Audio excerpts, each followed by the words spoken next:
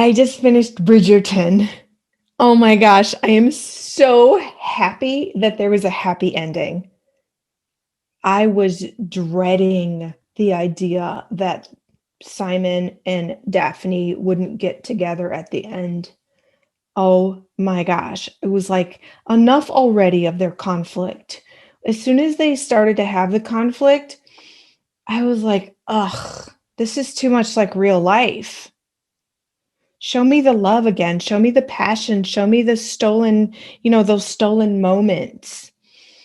I mean, the wedding was extraordinarily wonderful. The wedding night, and even the conflict there that just led to this explosion of passion. And then Daphne's discovery of sexual pleasure in the hands of or in the arms of Simon was just so fun to watch because she was clueless about any of it. And she even says, if young women knew the pleasures of the flesh, they would get nothing done. So I loved that. I also hate that they were kept so ignorant about their own bodies and about love, lust, sex, reproduction. They don't know how babies are made. Well, thankfully, we've liberated women to the point that we know all about that stuff, and we're free to do whatever we want, whenever we want, with whomever we choose. However, watching that period piece, 1800s Regency England high society, where women had to stay chaste, which means virginal, and have zero even unchaperoned time with a man, or that could ruin them. Oh my gosh, that whole thing makes me so mad. All those rules. So it was delightful to see Daphne enjoy real love with Simon, who's amazing, and to discover the pleasures of sex, romance, passion, touch, all of that. I just loved watching her just blossom into all that. It was beautiful. But then when the conflict started again, it was too much of a reminder about how things often end in real life. And I was just, let's just resolve this already. Simon, get over your thing with your dad. And thankfully, Daphne talked him through that. And he came to his senses and decided, you know what? I deserve love. And then the last scene. Well, wait a minute. The rain scene in after the ball or during the ball. I thought it was going to be like The Notebook, where they're like embraced and kissing and stuff in the rain, but it was like a cleansing, a symbolic cleansing, and that was beautiful. And then finally, when they came together and they're both so happy, I just loved it. And then the final scene where they're together and she has the baby, the beautiful little boy, and he's happy and she's happy. And oh my gosh, I'd have chills. I was totally crying and just loving it. So thank you, Shonda Rhimes, for the happy ending. Love that so much. Now, regarding the revelation of Lady Whistledown's identity, um, I didn't really want to know. I kind of liked the mystery of it, but it was fun. But still, I kind of wanted to have to wait till the next season, whenever that's going to be. And then the ending of the whole deal was reminiscent of when the last time I totally was engrossed in a series, and that was the L Word. When that ended after, I think it was 6 seasons. I don't know. I watched them all. When that ended, I was like in withdrawal, and I loved the characters. I loved the stories. I loved how the women were living their authentic truths boldly and courageously. I loved the character arcs and the plots and how it all twisted and turned every time. Oh, it was just so good. And then when Generation Q came out, that was awesome. But then that ended very quickly after one season, and then COVID interrupted the rest. So now we're just in waiting mode for the rest of Bridgerton and the L Word. I don't really indulge in a lot of series binge watching because I'm writing, usually creating instead of consuming. So I just want to say thank you to Shonda Rhimes and the rest of the team who created Bridgerton because it was outstanding. It was delightful. It took my mind off the insanity on the news, and it was a wonderful escape. It was visually beautiful, visually rich, enchanting.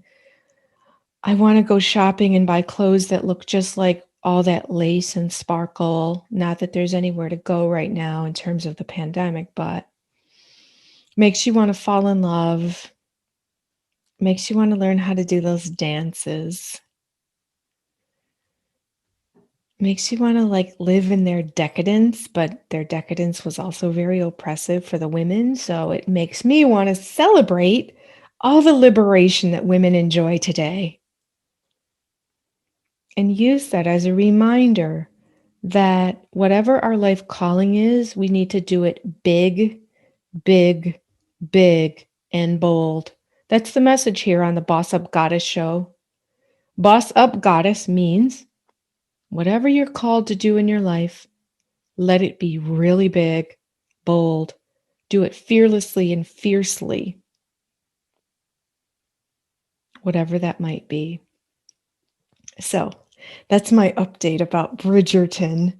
It's really created this cascade of thoughts and determination to do my life mission as an independent, free woman, business owner, entrepreneur, boss, goddess, someone who can call my own shots.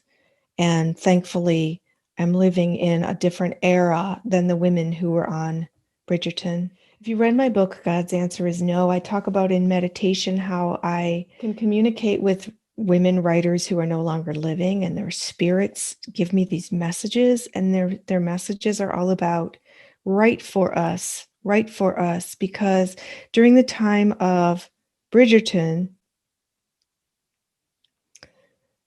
women writers were not published.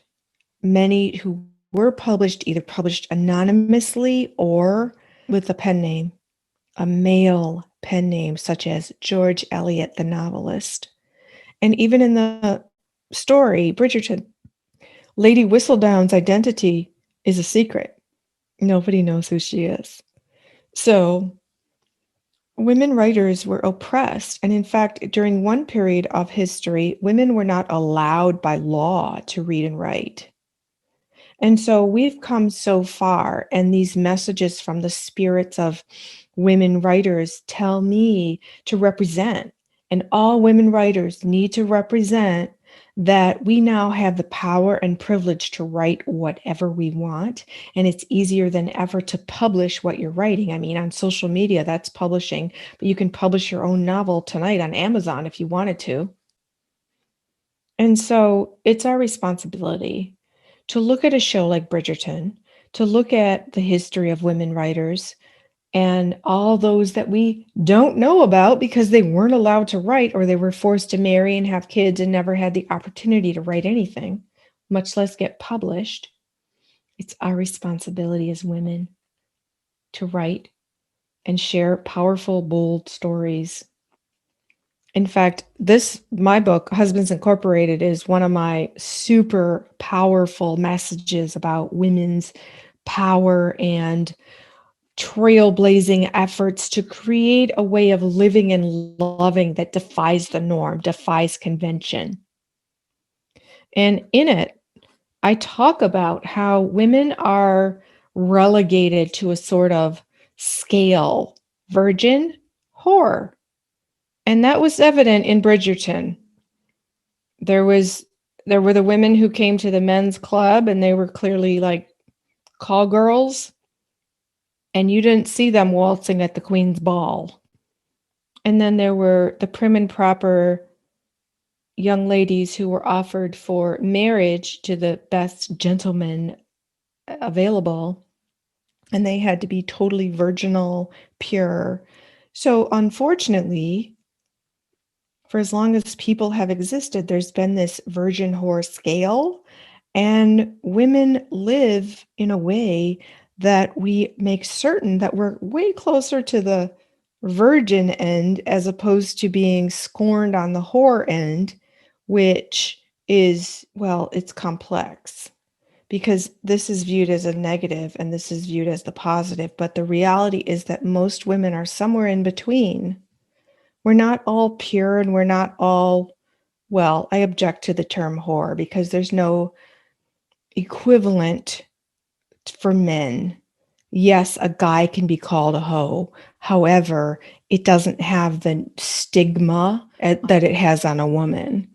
And there's no such thing as slut shaming a man. That's just something that is an attempt to defame, disgrace a woman who's free in her sexuality.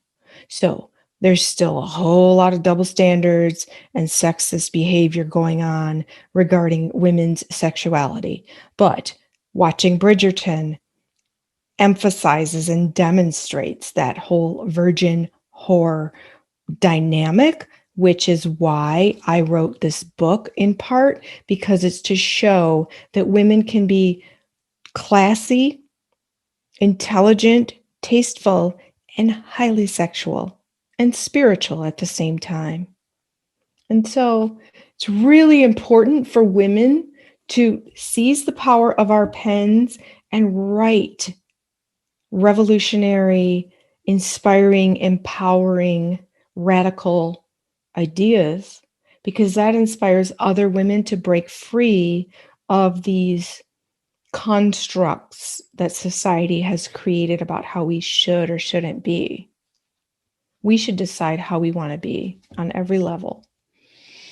And when we write it down, it gives it power and it shares it with others who may want to emulate our awesome examples. So, those are my thoughts about Bridgerton and how it pertains to women today. And I highly recommend you watch the series if you are interested. It's so delightful. I'd love to hear your thoughts. Please do drop me a comment. And also like, share, subscribe. Click the notification bell. No, I'll let you know whenever I upload a new video or go live, which is every night for the Boss Up Goddess Show. I'm Elizabeth Ann Atkins, and it's my mission to share inspiring information here that enables you to live bigger, better, and bolder. So, boss up, goddess. You've got the power. I'll see you next time.